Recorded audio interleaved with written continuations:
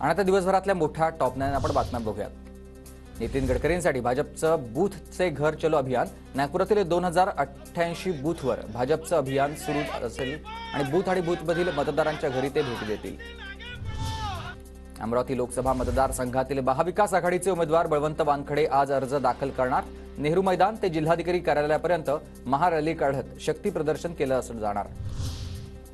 जात पडताळणी प्रमाणपत्र रद्द केल्याप्रकरणी रश्मी बर्वेंची सर्वोच्च न्यायालयात धाव। रामटेक लोकसभेतून उमेदवारी अर्जही रद्द झाल्यामुळे रश्मी बर्वेंची सर्वोच्च न्यायालयात धाव।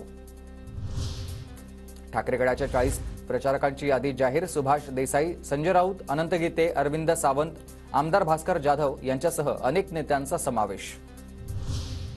सुनेत्रा पवारांचा आज मुळशी दौरा। दत्त मंदिरात दर्शन घेऊन दौऱ्याला सुरुवात करणार। नागरिकांशी संवाद साधणार। आदित्य ठाकरेंचा 2 एप्रिलला यवतमाळ वाशिम दौरा। संजय देशमुखांचा नामांकन अर्ज भरताना उपस्थित राहणार। जाहीर सभेत देशमुखांचा प्रचार देखील करणार। प्रकाश आंबेडकर ठाकरे आणि राऊतांबाबत खरं बोलत आहेत। उद्धव ठाकरे विश्वासघातकी। ठाकरेंनी आम्हाला धोका दिलाय। भाजपच्या सुधीर मुनगंटीवारांची जोरदार टीका। नाही मग बरोबर आहे ना, आमचा एवढा आम्हाला धोका दिला, जनतेला धोका दिला। तर आदरणीय आंबेडकर साहेबांना आता अनुभूती आम्हाला तर आली ना। मला वाटतं की उद्धवजींवर विश्वास ठेवावा आणि आम्ही तर ठेवत नाही, बाकीच्यांनी लवकर सुधारणा झाली तर बरं। चंद्रपूर जिल्हा काँग्रेसचे माजी अध्यक्ष आणि तेली समाजाचे नेते प्रकाश देवतळे भाजपात। तेली समाजाला विदर्भात एकही उमेदवार न दिल्यानं राजीनामा।